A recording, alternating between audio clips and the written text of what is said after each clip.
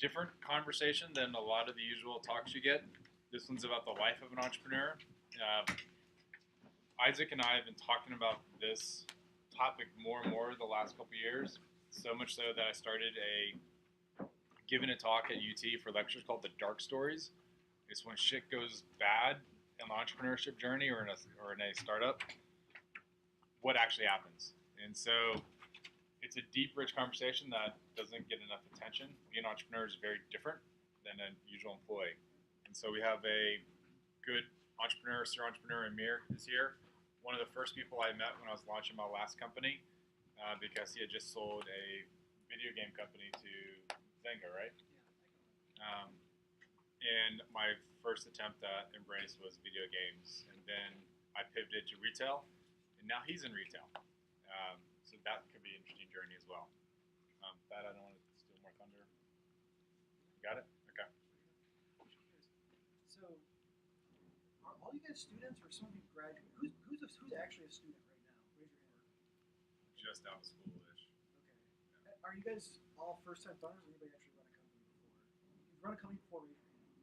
Define run. Have you ever profitably run a company? No.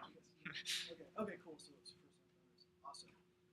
Well, I'll give you guys a background of how I got here. I think it's hilarious that Bart chose me as the guy to speak about fucking up, which is fantastic. But that's actually not that inaccurate. So I never set out to start companies. When I started writing software when I was young, like a bunch of nerds. And when I got into college, I discovered internet poker. Who's played internet poker? Come on, somebody raise their hand. Yeah. Okay, so I discovered internet poker. I was playing on Party Poker Full Tilt. You guys, yeah.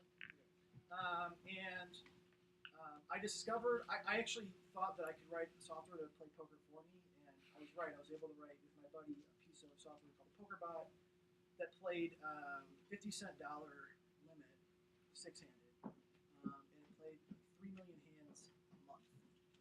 And it made us I don't know, each of us $200,000 over the course of 4 or 5 months. This is when we were 19.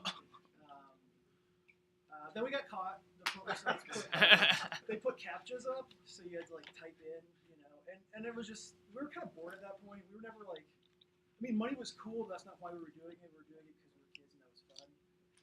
So we kind of shoved the bot down, spent all the money. I bought an awesome car, and then we had the idea. We realized that we could make more money playing poker ourselves if we knew who we were playing against better. If I knew that Bart plays every hand and sees every river, I could, maximize my already extremely high EV against Bart by knowing that when I sat and played against him. Right? So we wrote a piece of software that basically did that. It was not meant to be a company. It was just meant to help us. Our friends wanted it. Their friends wanted it. Eventually leaked out to the forums, and I thought, well, man, maybe people would pay me for this. Put it out there for $50 a copy. I was probably 20 at this point, maybe 21. I think I was drinking. Not that has any bearing. But it made probably in the first month $25,000, and then kind of kept that pace for a while. And that actually was my first real sort of business success. That was, I wrote a piece of software, people were paying me for it, people I'd never met, and that was sort of my first business. It wasn't incorporated. It was literally just people sending money to my PayPal, and then I think I was manually sending them a copy of the software at the time. This was in 2003. And that's actually the first company I tanked because I got bored, which is a trend you'll notice. I got bored of it, and I got the idea that I could actually make a better poker bot than I made the first time around. So I sort of stopped supporting the software. It's called PlayerView. I stopped supporting it, and eventually somebody came and cloned it and made it better and started giving away free and then started charging for it. And eventually that revenue went to zero, which I didn't care because I was 20 and had a couple $100,000. So I've got infinite money at 20. But then I spent all that money trying to make the new poker bot, which totally failed. Moved to Dallas, joined up with this professional poker player who was supposed to help me make it better. Just wasted all of our money. And then found myself completely broke again with no company and no ideas. Moved back up to my college town again. By the way, I dropped out, so I'm going to note here, because why would you go to school if you're making more money than professors?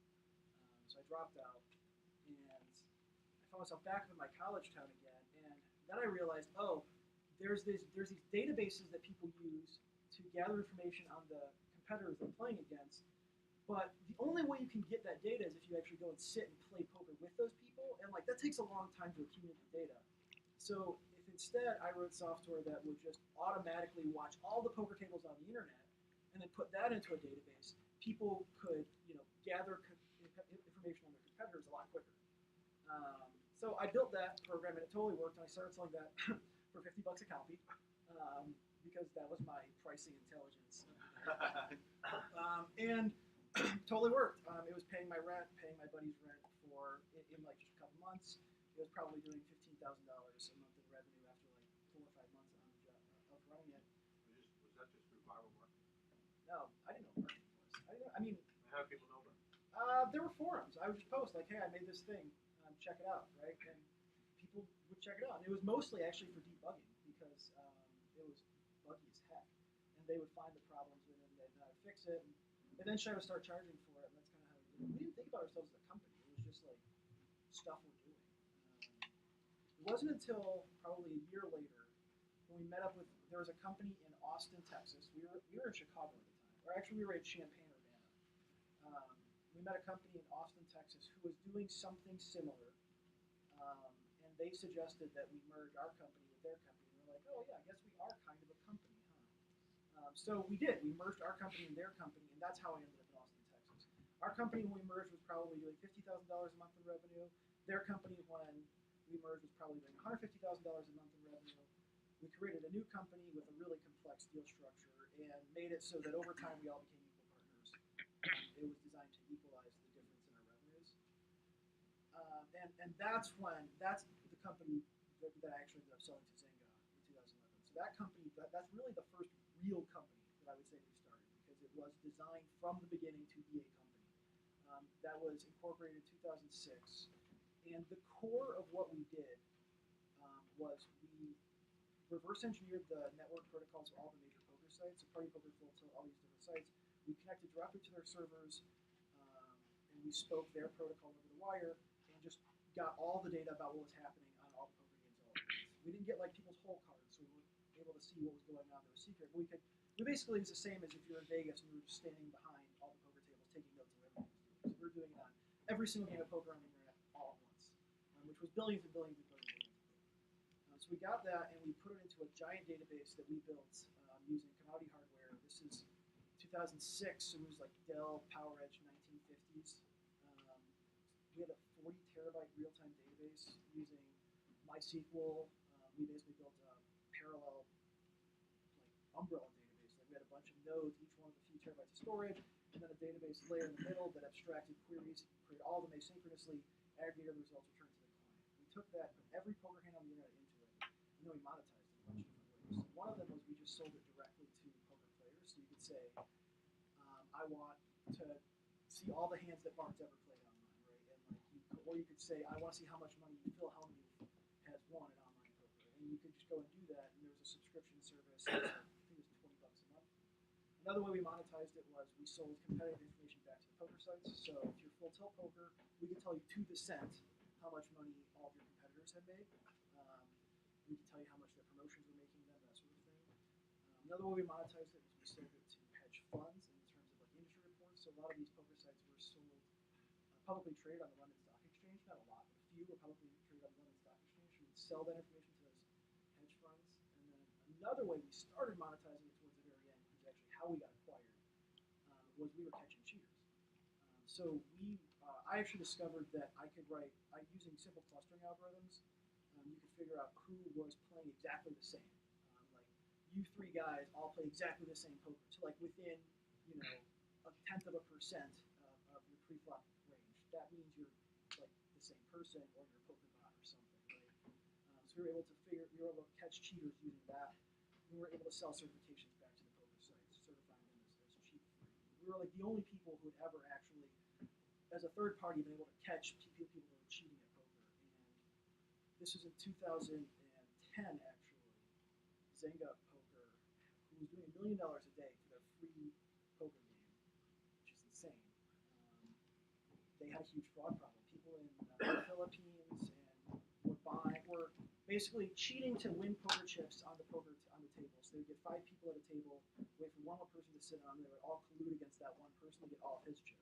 then they would take those chips that they had amassed via cheating, and they would sell them on third-party websites and undercut Zynga's price for their fake poker chips by like 20%.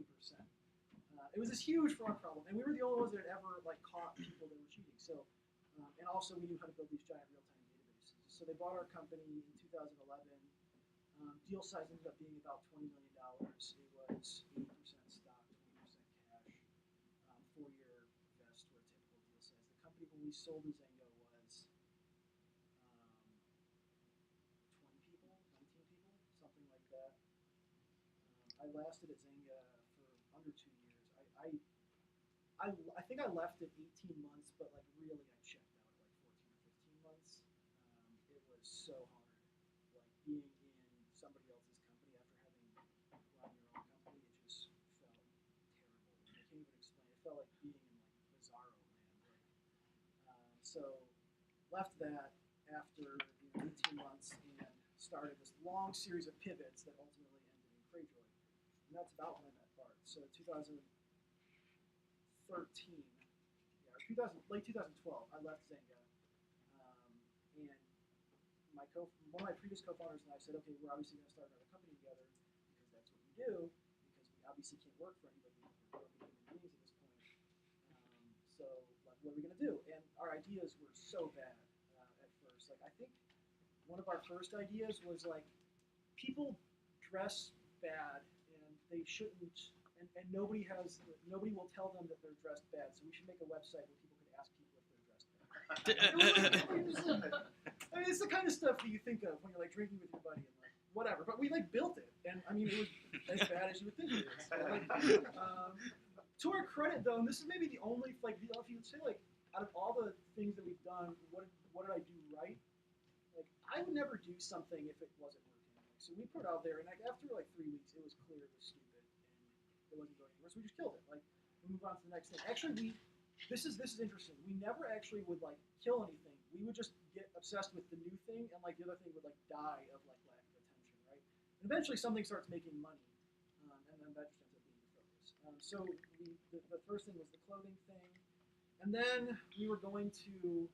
Oh yeah, my wife's an attorney, and tracking billable. There's got to be somebody with a legal background. Tracking billable hours sucks.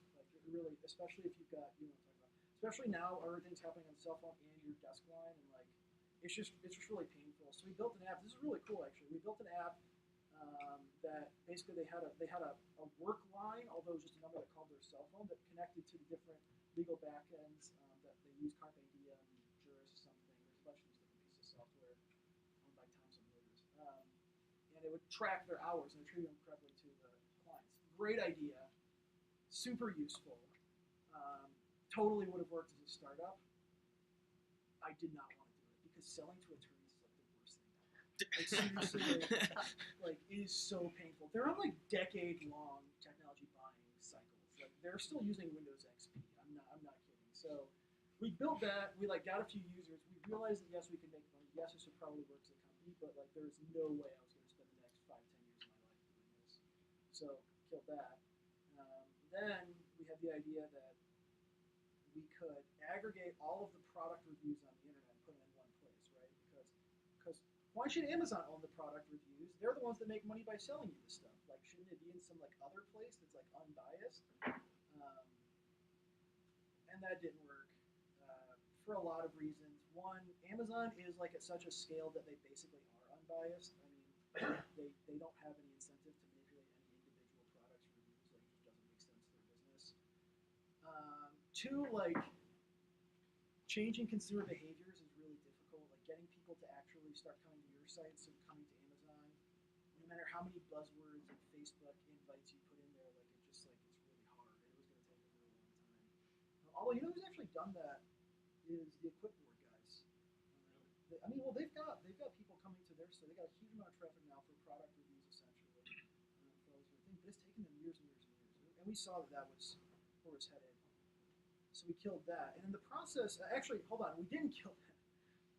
Before we killed it, we pitched Y Combinator, and we got in. But like, we got in at the same time we knew we wanted to kill it.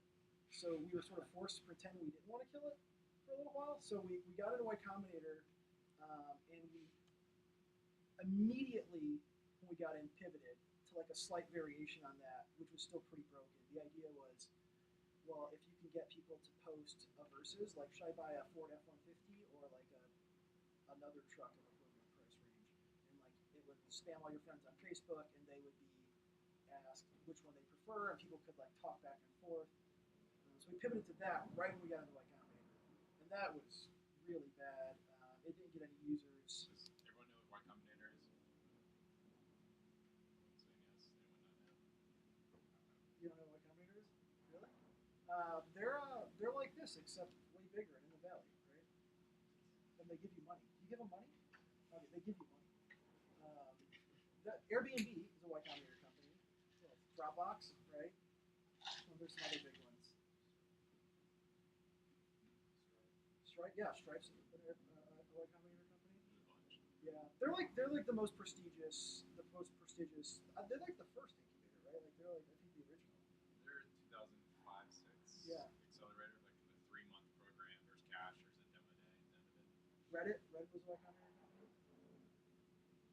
So out of all those like amazing companies, we got in, and basically because the reason we got in was because I was able to tell a story about how big the market for product reviews is and how monetizable that traffic is, and something social network, something we worked at Zynga.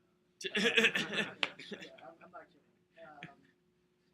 So we pivoted into this social versus comparison thing, and we were forced to sort of stick with that through demo day at Y Combinator, because after a certain point, like you're not going to raise any money. So if you don't have anything going into demo day, nobody's going to give you any money, and if you don't have any money, you can't keep playing this game that we're all trying to play.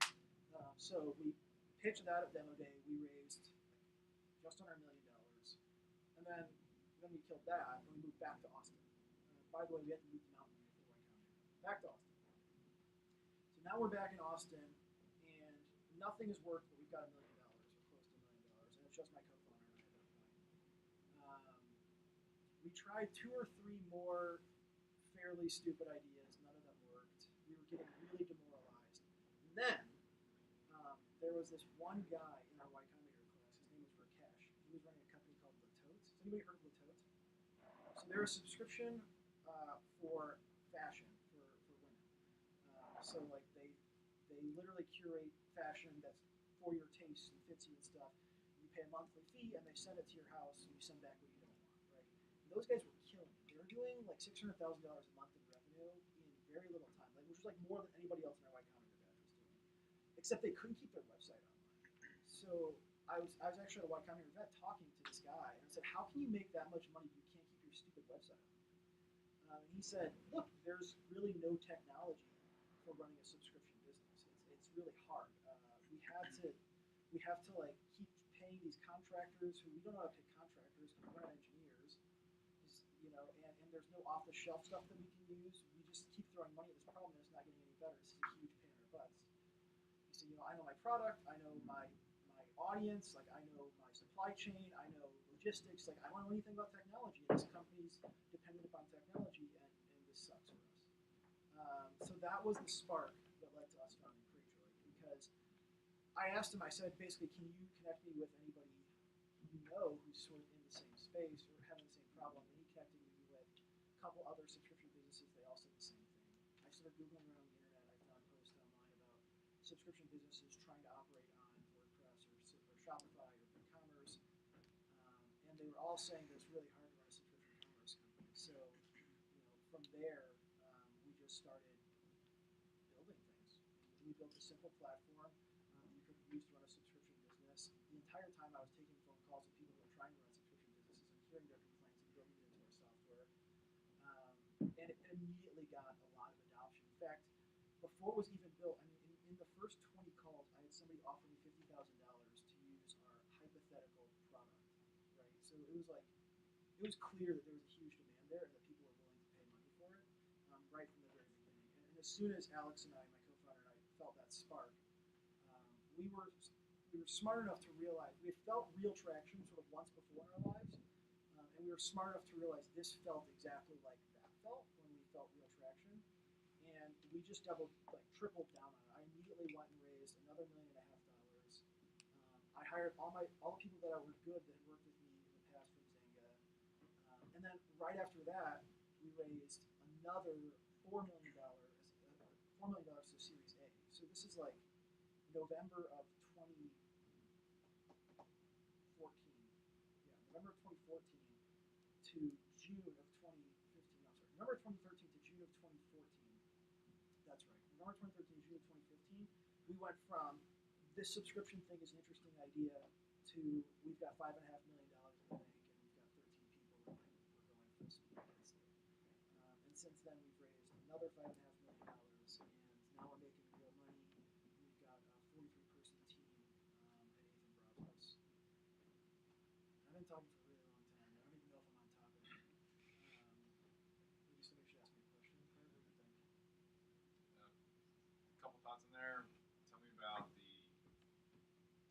how did you experience not fitting in at Zynga from an entrepreneur versus corporate? Like, Yeah, it was really weird because we came in as I was very fired up on we're gonna come in and we're gonna change the world, right? Like I thought that this was like our chance to play or my chance to play with on like a big stage and really prove like what I can do. And I came in wanting to go 100 miles an hour because that's my natural state. And when you come in like that, and you run into a real company, and like they're like excited when the bosses are around, and then like the bosses leave to like go to lunch or whatever, and they're like, yeah, but like we weren't actually. You were serious about that shit we were saying? Like, what are you talking about? We just want to go like shoot pool, you know? And I was like, ew, like why exist? Like, what are you doing, right? Like, I mean, there's these. We ruffled so many feathers. Like, there was this moment where they asked us to do the impossible, and which was Facebook is launching a mobile JavaScript platform, and they said we have to have a mobile HTML5, fully synchronous poker game live for their launch, and this is in 2011. For their launch, or they're going to have somebody else build it. And they came to the poker division, them being the board, came to the poker division like, who's going to do this for us? Who has a solution? And everybody who was smart in the room said like that's impossible. And I was like, I can do it. Like I'll do it. You know, pick me. And I said like, well, what do you need to make it happen? And I said, put me and Alex, who's my co-founder, on an airplane to Germany to work with the newly acquired JavaScript team that Zynga just acquired in Germany, and leave us the hell alone for like 6 weeks, and we'll build this thing for you. And like we killed ourselves. I mean, I'm talking 100-hour weeks for just weeks on weeks and weeks and weeks in Germany, not seeing my wife, like just working intensely. And we built it. We built it. We did the impossible. We built the world's first and only fully synchronous real-time HTML5 game formable for Facebook's launch. We were so excited. And nobody cared. Facebook pushed back the launch. Like Zynga had like become distracted with other things at this point. The rest of the poker team was sort of mad at us for stealing the spotlight, and also because we weren't like subject to like the same constraints they were and what like they were the development cycles and stuff. We're just like, this makes no sense. We did the impossible thing. Like why don't what the hell's going on here? And that was just sort of like wake up call. Like, oh man. We've entered this bizarro world in which actual results don't matter. What matters is the perception of the dude who's like one level above you. And it was just sort of downhill from there. You would think I would have learned the lesson the first time. I actually did that exact same thing like 2 or 3 more times while still at Zynga. I don't learn fast. How did you handle the 100-hour weeks in isolation in Germany, away from friends and family and social and home? Fine. I mean, one of the qualities I think that makes a founder's like a successful founder. I've noticed this actually with a lot of my friends who are very successful is the ability or disease, depending on how you want to look at it, that allows you to focus entirely on one thing to the exclusion of everything else, right? So you know, Alex and I are both like that. We're still like that, a little bit more balanced now, where you don't think about anything else. Now, the problem is you don't realize the cost until later. You come out of that and you realize like, oh man, my relationship's in tatters. Like my brother apparently moved across the country and I don't even know about it, right? Like, you know, I haven't spoken to any of my friends in months. Like my finances are a wreck because I haven't been paying any of my bills. And just like you kind of come out of it and realize that you've destroyed your life over the last year or however long you've been sort of singularly focused on this thing. Now, if things went well, and I've been lucky enough that things have gone well for me, that the net result of that means that I make so much money at the end of it that like I can fix things, right? Like you can fix a lot of shit with money, right? Like you can get on planes, you can take care of things. But I've had probably 15 companies in my life, and out of them, I've realized like two significant windfalls. Now, luckily enough, those two significant windfalls allow me to sort of fix a lot of the damage that I had caused. But some of it really can't ever be repaired. And I think that a lot of the question is a lot of the problem isn't even what you do to your relationships and people around you, which is bad, really bad. But it's like, what do you do to yourself? Like who do you become as a result of being this person who will do absolutely anything to win at this competition of startups, right? Like, do you even is that who you set out to be? Is that who you want to be? Like, is the one skill set you want to have at the end of your life the ability to like lock out everybody in your life who cares about you and focus intensely on this one thing that like may or may not ultimately just be completely ignored by everybody on the planet except for you? Like, and these questions are depressing, and like if you're lucky, you get something at the end of it, like a big check that makes you think that like, okay, this was worth it. But the vast majority of the time, you don't. You just get a bunch of like existential guilt. So, of many of the successful founders that you've come across, I guess what percentage of them have been able to still balance their relationships and still kind of be happy with their lives and not be total workaholics? Yeah, so zero. Until you got to the total workaholics thing, I was going to say this. So as I've gotten older, I've got a wife, and she's amazing, and a son who's also amazing, and I've been able to get to this place where I have some level of balance. Balance meaning I only work 80-hour weeks, right? Like, and honestly, what it took to get there was finding people who understood me. Like, my wife has seen me go through these cycles. She understands that like I will become obsessed with this thing for 18 months, and I will be a bad husband during those 18 months, and then I'll come out on the other side of it, and I love her just as much or more, and I will do everything in my power to give us the life that we're after. But really, it comes down to the fact that she understands who I am. Now, not being old. So I found that. I think I do it okay. I found some people, Jason Cohen, who just seems to be like magical, like right? It's not fair. Yeah, who just like magically seem to have like perfect balance with their personal life and their work life. I think the ones who do it best, their partner understands what they're doing, understands what they're about, and also they've been able to weave together their work life and their home life pretty effectively. One of the lessons that I carry away from Zynga was Zynga made it so you had to choose between your family and your work. So company events, family wasn't welcome, friends weren't welcome. So you're just always trying to explain to your significant other, your family, why you're not going to be there. And it was just really, really painful, and it didn't need to be that way. So one of the decisions that we made with Creative from the very beginning is every company event, friends and family are welcome. And that's made a big difference, like a really big difference. When an engineer has to get up at 1 a.m. and his wife has personally shaken your hand and been thanked by the CEO for like sacrificing to allow him to help change the world with these. She feels a lot different than when, or he feels a lot different than when that same person gets up at 1 a.m. and it's just the fucking beeper went off and the asshole company that makes me work all the time is making me work all the time again, right? So that sort of stuff matters a lot, not just to the team but also to the leadership. The not being a workaholic part, like you're kidding yourself if you think you can get into this anything that looks like normal work hours.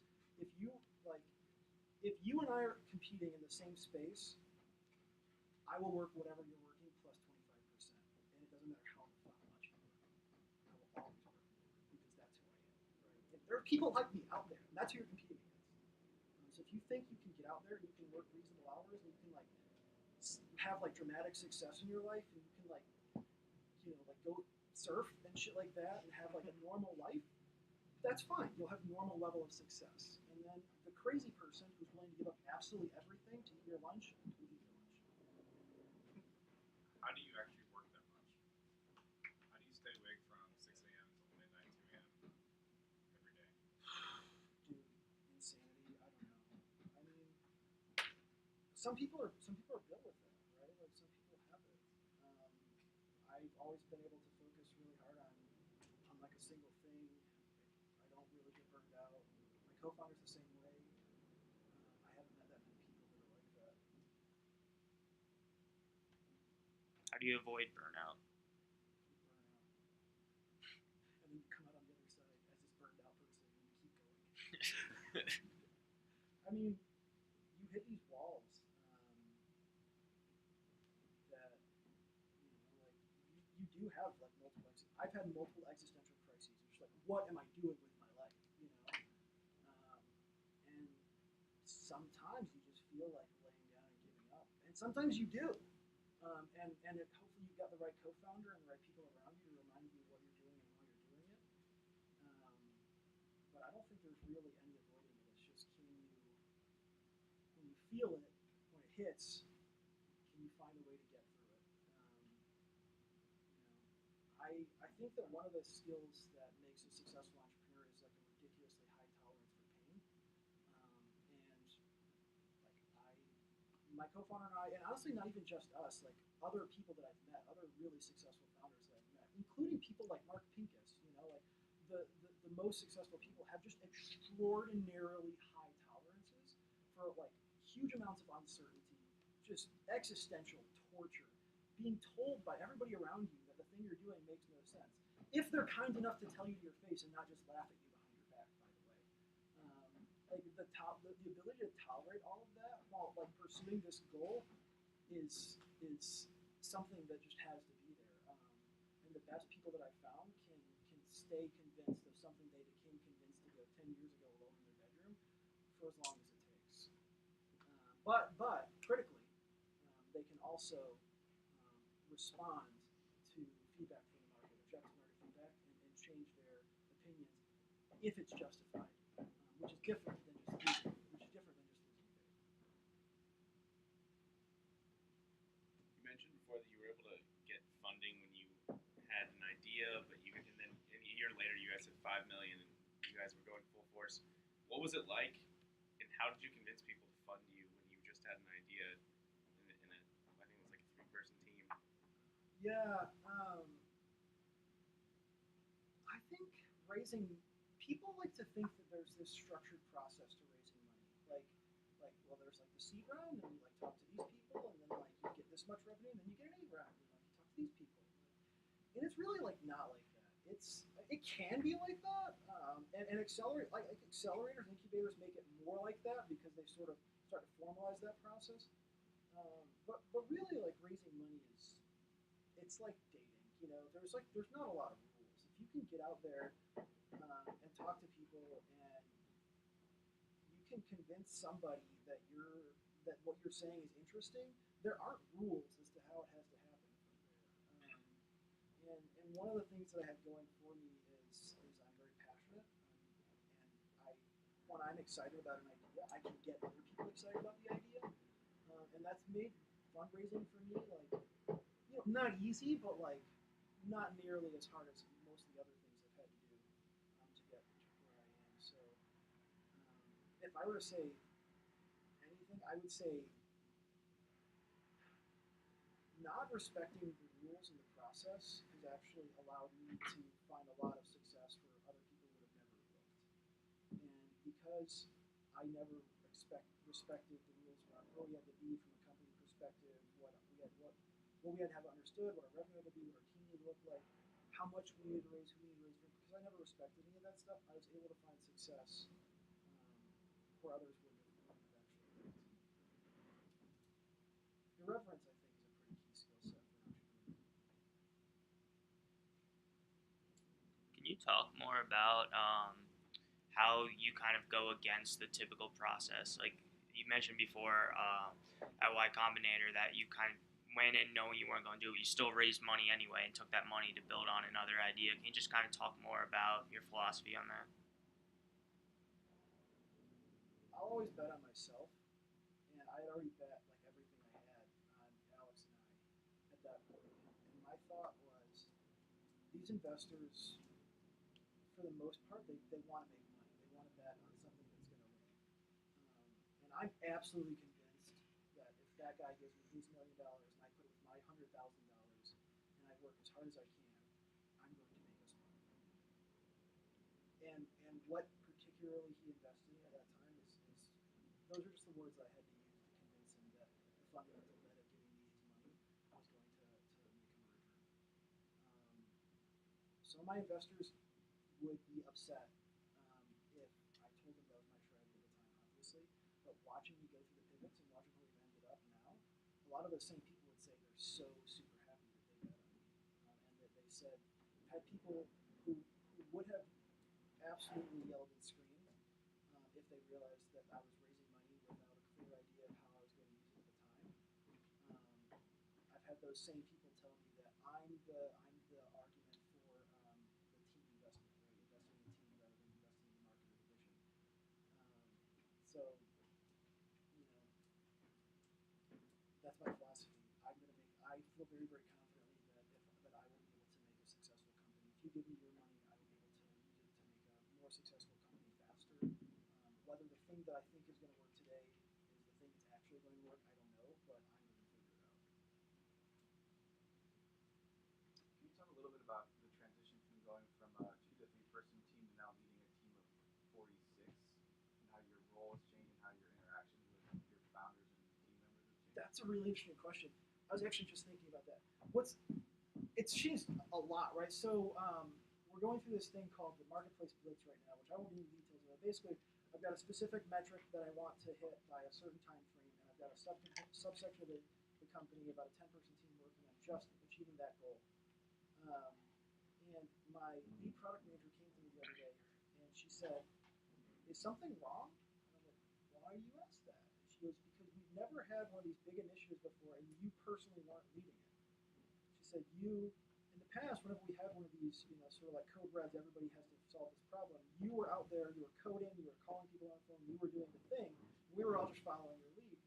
She's like, "Now it seems like you're coaching and kind of just watching and helping where you can, but you're like not personally in there doing the thing. Is something wrong?" I was like, "Wow, that's really interesting, really true." And what we spoke about at that point was, I'm no longer the right person. I'm like, my time added to that team would not make it go any faster. I would actually just stress people out because the boss is watching, right? Like, I'm not going to add anything to that dynamic on a day-to-day basis. The best thing for me to do is make sure the goals are really clear, and when they have a problem, to steamroll that problem for them. But otherwise, just give them everything they need and get out of their way. And that's been a huge shift. Because I'm a man of action, right? Like, oh, we're going to figure out how to sell this thing. Great, give me a phone. I'm going to start calling people. We'll figure it out. We're going to build this thing. Great, I'm going to open up a text window. I'm going to start typing code. We're going to build it. Going from that to, well, I've got a bunch of leaders that I recruited out of. My GM of Marketplace, I recruited out of he's a VP level employee at Shutterstock. He built two $50 million divisions in the last few years. He's a better leader than I am in a lot of ways, right? So, going from I'm going to solve this problem to managing a guy like that has been a dramatic shift. And on a day-to-day basis, it's really weird because sometimes I sit there and I'm like, what? I want to solve these problems. I want to tackle these challenges. I want to be effective. And actually, there's not that much I can do. The best thing I can do is really make sure that everybody who needs the resources is properly resourced, and that there's no problems that are in their way. There's no bullshit that's sort of in front of them. I can sort of recruit. I can speak externally. I can do these sort of maintenance tasks while I wait for either a problem to arise for me to solve, or for the results to arrive. But I can't personally do that. And there's a lot of time now that I used to be able to just solve by writing code, or fill by writing code, or take phone calls and stuff, where it's a lot less clear about what the best use of my time is. And I would say that's something I'm negotiating right now. That's a totally new thing for me. David Altinian has actually been really helpful in trying to figure out what that looks like. I see a glimpse of what this company looks like at 100 or 200 people, and how I'm going to have to change for it to get there. And I'm excited for the challenge. I'm excited to sort of take on that new persona and learn that new skill set. I think that's actually a key trait is like looking at what the company needs from me at any given point and being totally willing to embrace that and totally willing to change myself as necessary to become that. If that means getting more involved or if that means saying I'm not the right person for this particular job or if that means going and finding the person who's best at that particular job. That's actually a skill that's served me quite well.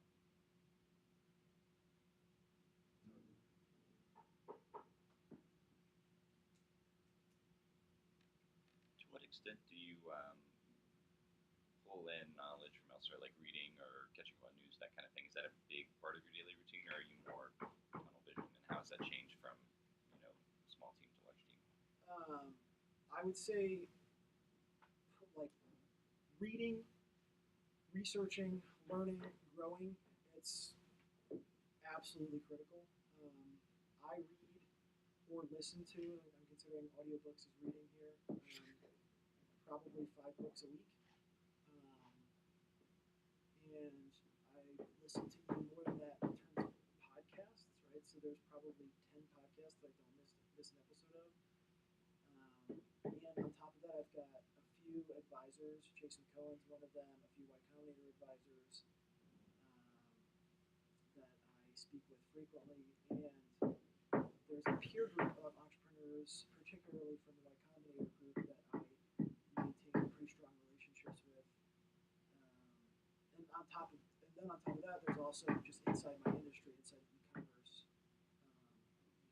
learning about what's going on, staying on top of things. I think that if you were to say at this point, what is the core of my job? Strategy, sort of goal setting is a big piece. Recruiting, team building, that's a big piece. The other big piece is making sure that I know everything that's happening, everything that I need to know to run the company in the most effective way. I spend a huge amount of my time on it, and I think that I absolutely don't think I could have gotten here any other way. So, really important. As you talk to your YC friends, are they mostly still in the Bay Area? Yeah. What's the difference in culture and entrepreneur experience between there and Austin?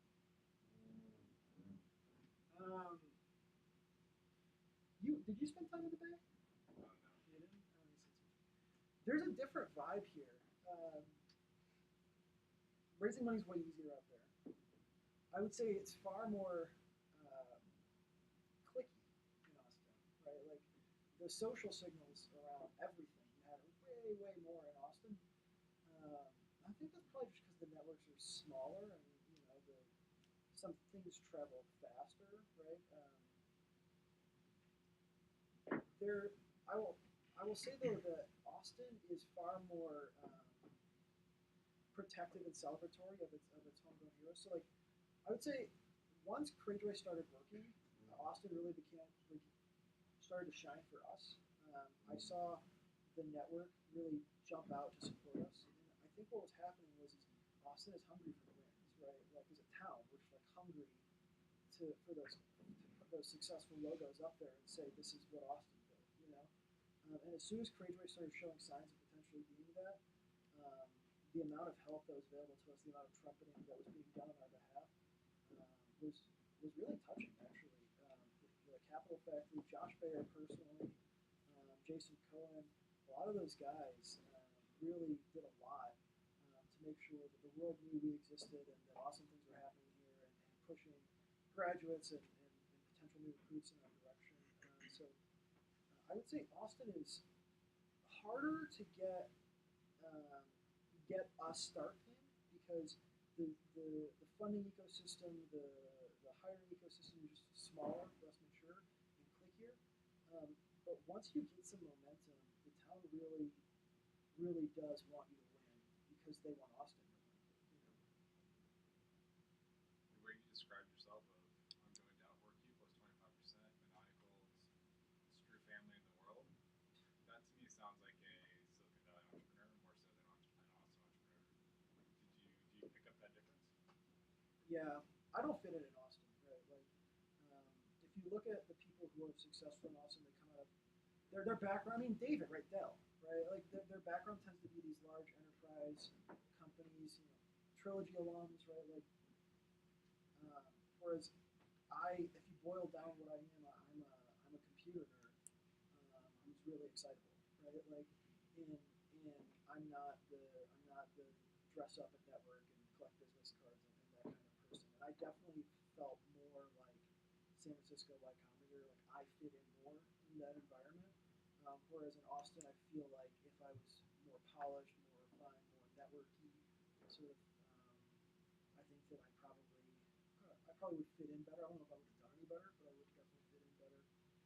That being said, like I don't want to live in San Francisco. I don't want to be in San Francisco. I want to be in Austin. I'm where I want to be. I don't want to move my company to San Francisco. Like I think Austin's awesome. It's home, and I would never leave it. Yes, here another stuff.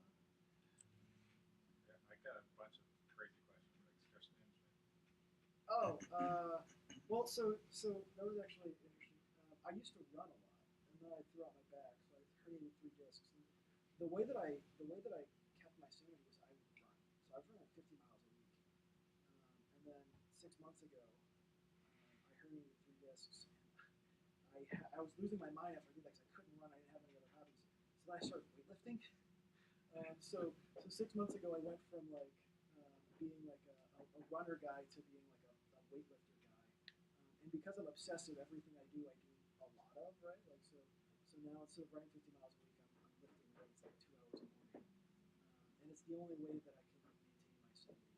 Because if I don't get it, if I don't get that like physical outlet of just like the anxiety and the just like all the entrepreneur uncertainty, if I don't find a way to get that out, I lose my shit. What does losing your shit mean? Mostly, it means starting to lash out at the people that are closest to me, and that's what I mean. Like this is, you don't really know who you are, like until you're in these moments, until you're in this place where like there's no supporting structure, there's no safety net, there's no rules, there's no signs that tell you which way to go. There's no validation whether you're heading in the right direction at all. In fact, you feel stupid, and everybody around you is kind of like, or they're looking to you to tell them they're doing the right thing, right? Like you don't really know who you are until you're in those moments, and then the odds are just so stacked against you, and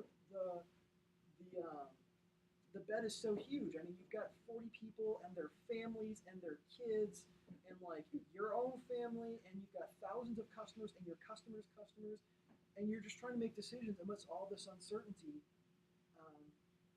That's when you'll find out what you're really made of. And what I found out about myself is actually I'm a lot stronger than I thought I was. But I also found out that if I don't manage my own anxiety, I will absolutely take it out on those that are closest to me. It's really bad. And the way that I manage my anxiety is working out a lot, reading books, and I actually journal a lot. That helps as well. And having people that are in the same place, other founders to talk to openly and honestly, and like being willing to show weakness, to those people, and like really feeling some level of camaraderie around that. Those are the ways that I manage almost overwhelming anxiety. I hope I've scared the hell out of all of you.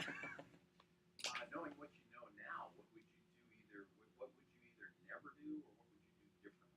Yeah, that's a really good question. My wife and I have spoken about that, and she's kind of asked me, if it's so crazy, it's so hard, why do you keep doing it? And for me, it's because every other form of living feels like accepted death. I look at what other people do for a living, and I look at, it just feels like why exist? That's just me. I think it's some sort of mental illness.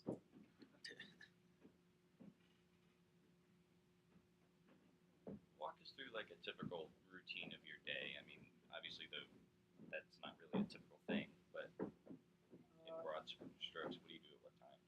Get up at 5, at the gym by 5:30. At the gym, I start listening to books on tape like basically right away. At the gym, I listen to books on tapes and podcasts the whole time I'm there. I get out of the gym and in the shower and head to work. I'm at the office probably by 8:15. those 2 hours I just ripped off for me time. So that's writing investor updates, updating models, building roadmaps, stuff like that that I like to do by myself. And then after that, meetings start, and I'm generally in meetings, in and out of meetings until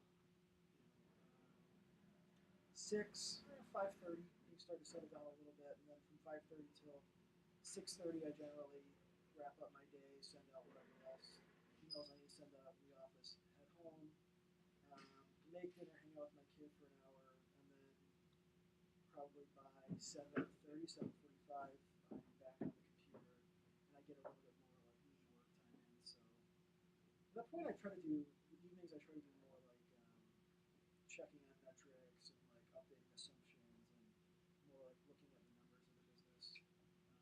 I'll probably work on my computer downstairs, or like maybe work on my laptop on the couch next to my wife until like 9:30, and then basically head to bed, sleep by 10, do it all over again.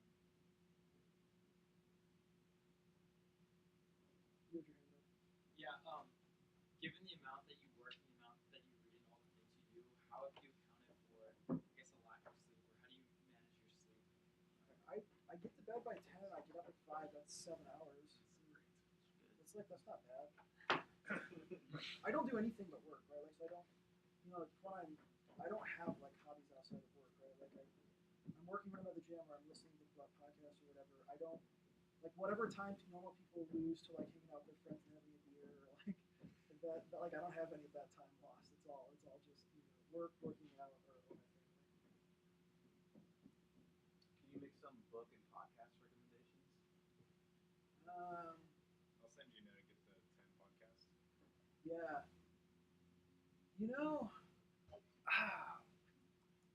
What's interesting is if you're just getting started, I think that plugging yourself into the entrepreneurial ecosystem is probably more important, just to sort of get your appetite going, right? So all the Startup Grind podcasts are awesome. Entrepreneurial Thought Leadership Corner out of Stanford is really good. Go back in time, listen to some of the old speakers. Like, you can listen to Zuck in like 2008 on like the Stanford Entrepreneurial Podcast. Those anything like that are more interview driven with founders is really good, because you really get to hear the founder mindset, and you kind of get to see what it's actually like. God, I'll send you some of these. There's a bunch of them. I would say now, after having consumed just like literally everything that's available to consume about the entrepreneurial world, what's actually moving me the most for me is stuff that's not about startups. So like I read a history of Genghis Khan, or it is about entrepreneurial stuff, but way back. So read about Standard Oil, or the Great American A&P, which is like the original grocery store, right? Carnegie, Dale Carnegie, like reading these sort of like older, they're still business, but they're not like modern entrepreneurial stuff. It's interesting. Those are interesting to read, because you start to, after having consumed all the startup stuff, reading this stuff is really interesting, because you realize like none of that stuff is actually new. It all seems new because it's on computers, but it's actually the exact same shit. It's just like with bits instead of barrels of oil. I try to branch out a lot. A lot of biographies. You can generally learn a lot by reading about great men or women. I can get more specific with Bart later. Where do you usually find the podcasts, or where do you listen to? Podcasts teach about other podcasts, actually. So if you listen to like Harry Stebbings, you listen to Harry Stebbings? Oh man, 20-minute VC. You should. He interviews VCs, associates and general partners at venture capital firms, and they talk about other podcasts to listen to. And you just kind of end up like, oh, I'll go download that one now. You do that for long enough, eventually you've got like this giant long list of podcasts to listen to. As they get less interesting, you kind of stop listening to them, and Apple stops updating them. You won't see them. Well, maybe one more question. When it comes down to the wire, is the why of what you do, is it more based around the idea that you're pursuing, or the people that you're doing it with? It's interesting. It's both. So it starts as the idea. I get really obsessed over like a way the world could be if this thing was carried through to its natural conclusion. I get started. Um, so like an idea I'm currently obsessed with is the idea that because people like if you're into Shetland ponies, that's the thing, right? Shetland pony, yeah. And you live in Georgia, and there's this other person in Alaska who's into Shetland ponies. 10 years ago, you guys never would have ever met each other, but now because and in fact, there would have been no community around Shetland ponies around either of you because the networks are too sparse. But now, because of social networks, Facebook, Twitter, Tumblr, all these things, you guys are connected, and these social mediums have allowed these networks to kind of achieve critical mass. These like sub niches to achieve critical mass. Now there's all these groups around there that are aligned along these interests that are previously too sparse to have a group aligned along them. So Shetland ponies and house rabbits and other things that don't involve animals that I can't think of right now. These are now these like functioning groups of people that are speaking about these things all the time together for the first time. What's happening is these consumers are spitting out mega consumers, which is like the person who actually runs the Tumblr or the person on Instagram who dominates the hashtag, right? They're becoming like the person who kind of speaks with the voice of that niche, which previously wasn't congealed. Now it's not only congealed, but it's got a voice, and we call that voice the influencer, right? And influencers are becoming what actually does marketing. People no longer look as much to the advertisements on television or the shit that's spamming at your newsfeed. My wife, for instance, listens to the influencers in her mommy Facebook groups to figure out what stuff to buy. And brands are figuring that out. So now they're going and they're paying influencers to review their stuff because they're the ones that actually have the minds of the mommies in the group or the Shetland pony fans that are in the group. And so increasingly what's happened is that when you want to sell something, you're no longer speaking at large to a broadcast audience. You're speaking directly to knowledgeable niche mega consumers who represent massive consumers. And like I'm obsessed with like that idea and like where that's going to go and how that's going to change marketing over the next 10, 20 years. And like what does it fundamentally mean that now products are being sold directly to the people who know the most about them, and consumers are just much more aligned with the ones that are actually telling them about the thing, right? That idea will obsess the hell out of me. And maybe a startup will come out of it, or maybe I'll tweet crazy. I don't know. But like I'm going to be really obsessed with that for a while, and that's what will get me going. But then what keeps me doing it year after year after year, once something starts working, is the people. So the reason I show up every day at work at Craigjoy is because of my co-founder. Love my co-founder. If there's anything that is likely to make your startup survive more than anything else, it's loving your co-founder. I love my co-founder. I love working with him. It's a privilege to be working with him every single day. And I show up a lot of time for him, and I also show up for the other families that I've made a commitment to. So it starts with the idea, and then it becomes about people. How has your routine changed over the years as you've learned? Far more structured. I actually seek to simplify as much of my life as possible outside of my company to make it as structured and simple and comfortable as possible, such that inside, it can kind of cope with the absolute chaos that is the company, right? So I go into a whirlwind at the office, and I want the rest of my life